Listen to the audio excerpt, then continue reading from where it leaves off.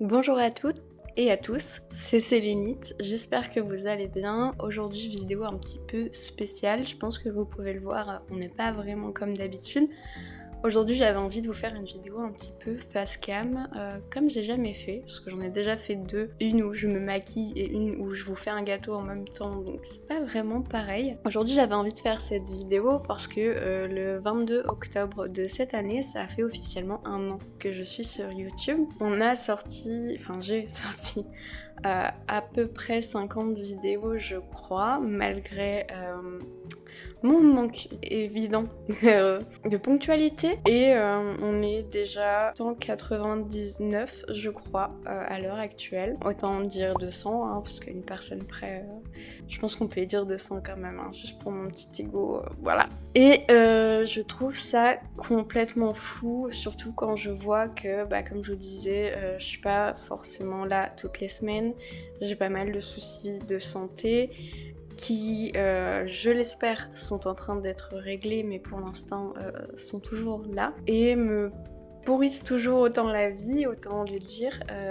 C'est compliqué en ce moment, j'avoue. Et je voulais vous remercier déjà parce que je trouve ça fou que vous soyez 200.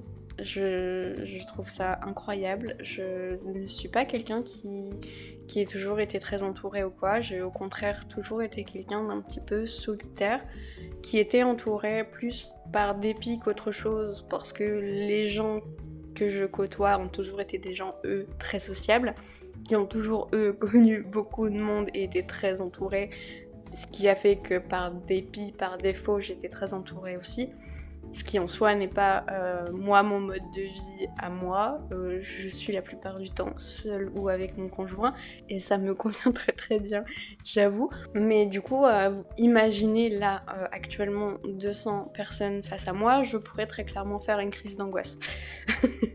Vraiment. Donc honnêtement, je me répète, mais je trouve ça complètement dingue. Merci beaucoup. Je pensais vraiment pas en arriver là et je pense que vous pouvez trouver ça fou de dire ça et sûrement vous vous dites si tu pensais pas en arriver là, pourquoi tu t'es lancé. Pour ma santé mentale, ok, posez pas de questions, j'en avais besoin. Okay. En tout cas, en un an, j'ai quand même appris pas mal de trucs. J'ai l'impression d'avoir déjà pas mal évolué. Donnez-moi votre avis en commentaire.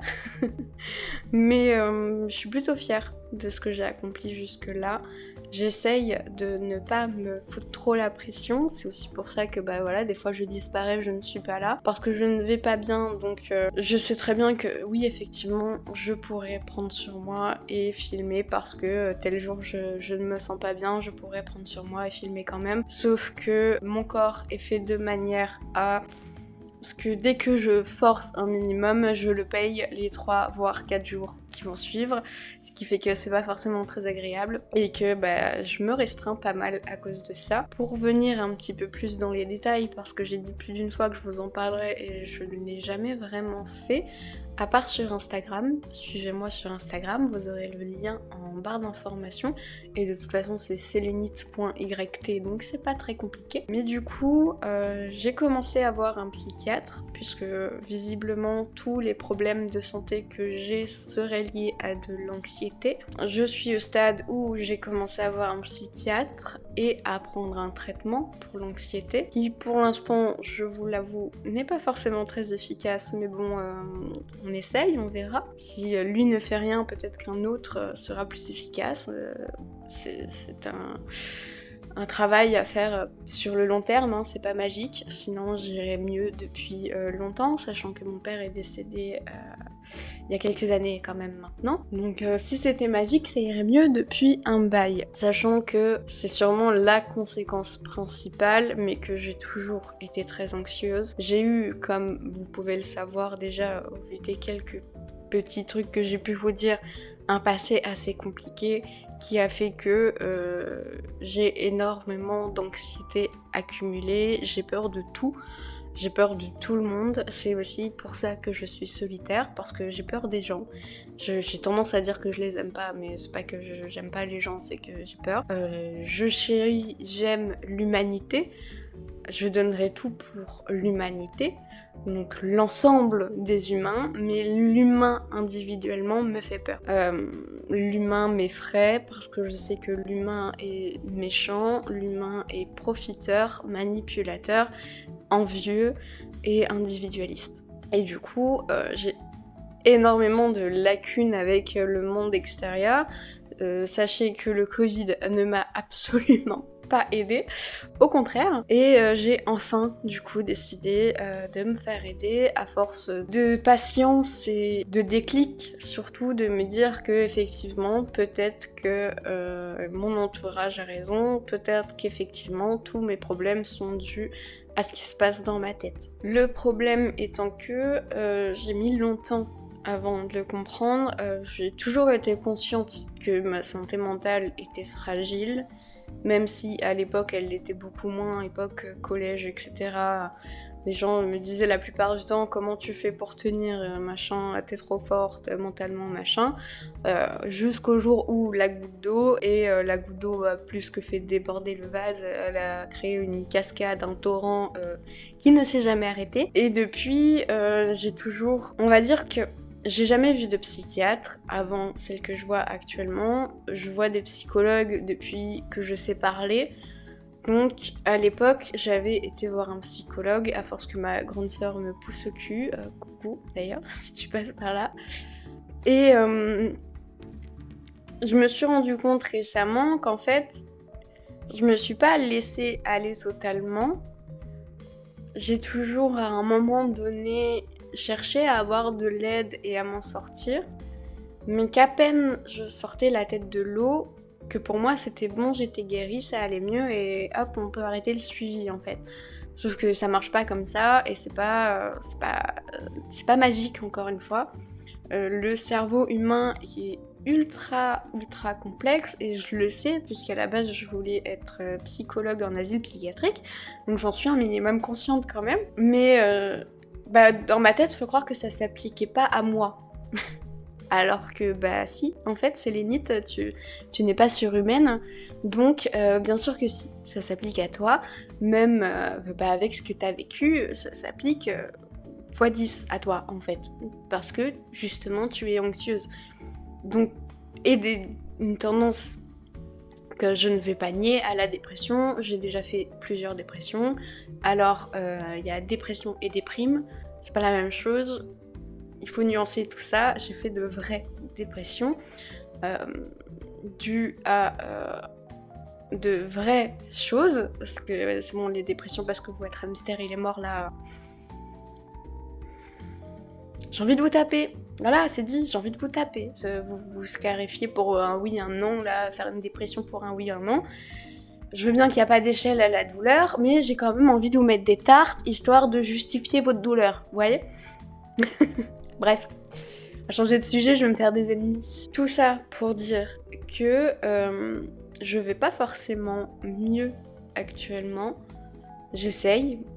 Et pendant un moment, j'ai essayé de m'en convaincre alors que c'était pas forcément le cas, parce que si tu fais rien pour aller mieux, ça ne va pas aller mieux. Et j'ai été un moment dans le déni de me dire non mais ça va passer, c'est pas grave, c'est juste une passe, sauf que c'est une passe qui dure depuis un moment maintenant, que j'ai eu des ups et des downs et des ups et des downs à répétition depuis le décès de mon père, qu'entre temps il s'est passé pas mal de choses également qui m'ont fait rechuter de plus belle. Je suis quelqu'un d'assez fragile finalement, et que...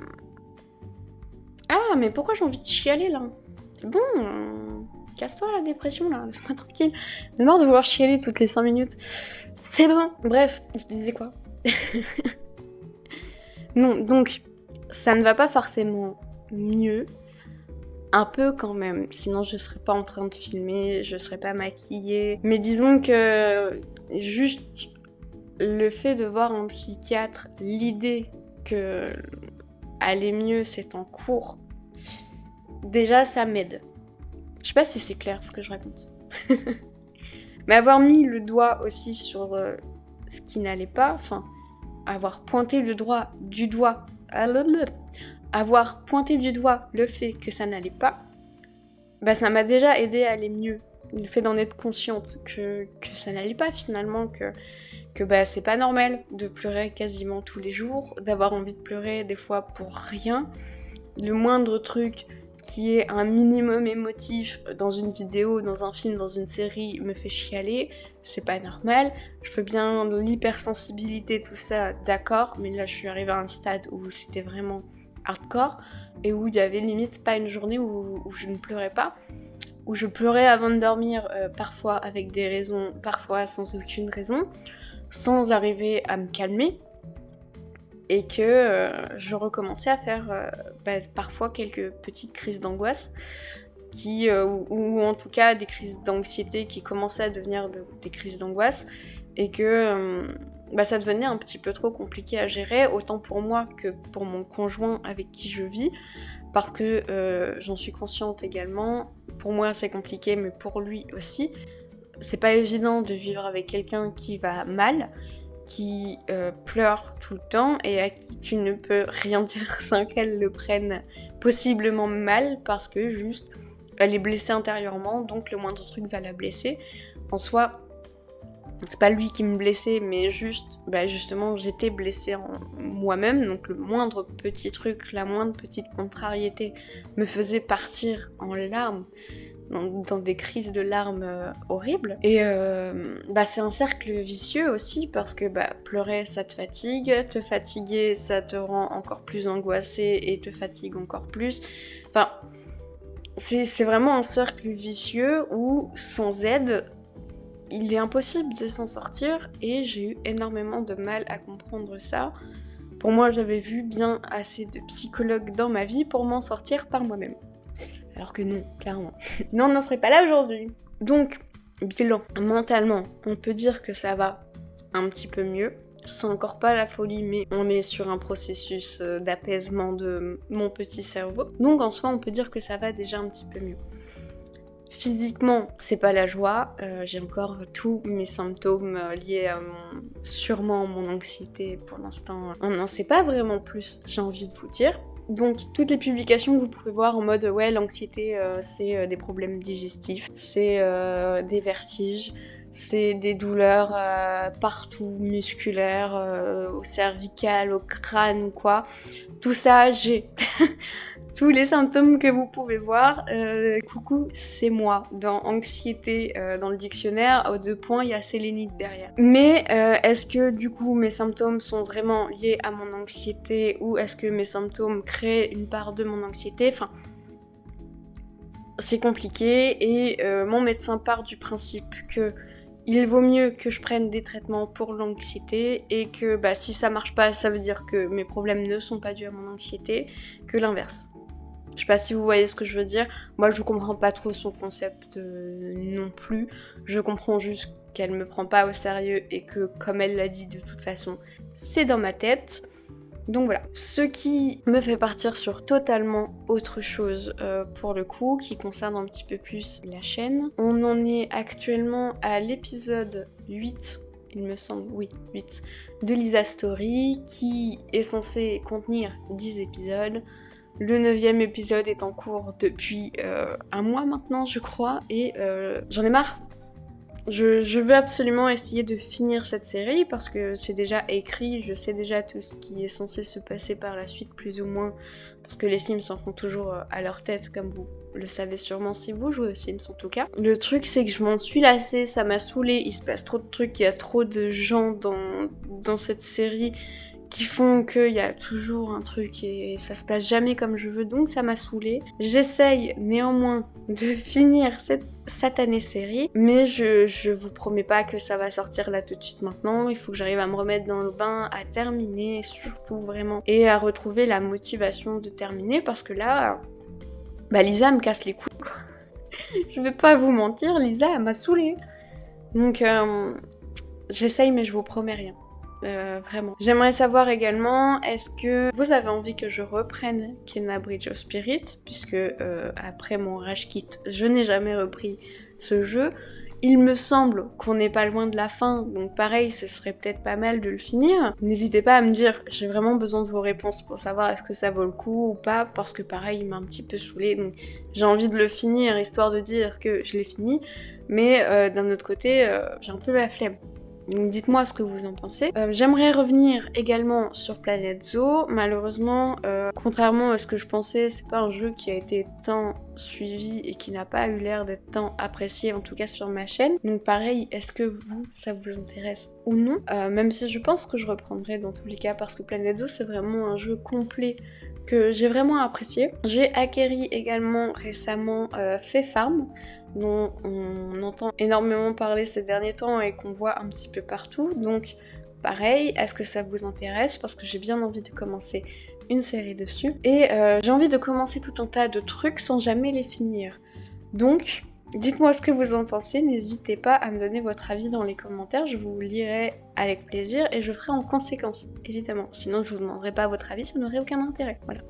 Et je vous le rappelle, comme je l'ai dit au début de la vidéo, je communique bien plus avec vous par Instagram en story, même si je suis pas active tous les jours, toujours pareil, je n'y pense pas forcément, mais je suis quand même beaucoup plus active, vous êtes beaucoup plus tenus au courant des sorties des vidéos et je vous demande souvent, en tout cas beaucoup plus souvent votre avis via des sondages, etc.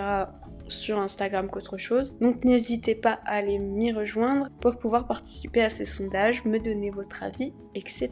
Et être au courant quand je suis actuellement en train de tourner une vidéo, quand il y a une vidéo qui sort, ou quoi, ou qu'est-ce. Voilà. En tout cas, pour ce qui est des Sims 4, j'avoue avoir également eu une partie... un petit moment où je me suis lassée, j'ai commencé en fait à rénover une save pour moi et je crois que c'est ça qui a fait que je me suis lassée, j'ai passé trop de temps dessus, je me suis trop énervée parce que j'ai eu des problèmes avec les sauvegardes, etc. Donc je pense que ça m'a un petit peu blasée des Sims pendant un certain temps, donc j'ai passé tout mon temps sur Fae Farm en fait. Donc voilà. Pour être totalement transparente avec vous, non seulement ça n'allait pas trop, en plus Lisa m'a saoulée et les Sims en général m'ont saoulée. Donc je n'étais pas très active ces derniers temps, j'essaye de reprendre un rythme. Je vous ai filmé une vidéo juste avant qui logiquement est sortie la semaine dernière, en tout cas qui est sortie précédemment de cette vidéo actuelle. Je reprends petit à petit le goût aux Sims, le goût au tournage en fait, parce que pareil, hein, pour être totalement transparente avec vous, j'ai une période où je supportais pas ma tronche, donc me filmer c'était compliqué. Il y a souvent des périodes où je supporte pas ma tronche. Ça arrive à tout le monde, je pense. Et je pense qu'avec ouais, l'anxiété, la dépression, l'hypersensibilité, tout ça, et c'est compliqué, vraiment, c'est compliqué. J'arrête pas de parler avec les mains là, je vous fais des chorégraphies avec mes mains. Bref, donc tout ça pour dire que j'espère revenir en pleine forme et de bonne humeur, reprendre un bon rythme de vidéo, de tournage. Je vous prévois quelques trucs, hein. J'ai pas mal d'idées de vidéos qui sont notées, j'ai pas mal de trucs que j'ai vraiment envie de vous faire et de partager avec vous. Donc on va tout faire pour reprendre dans la bonne humeur et la joie et tout ça, tout ça. Moi, je vous fais d'énormes bisous. Je vous invite, comme d'habitude, à liker, commenter et surtout à vous abonner.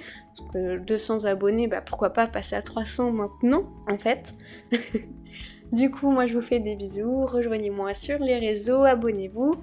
Ciao!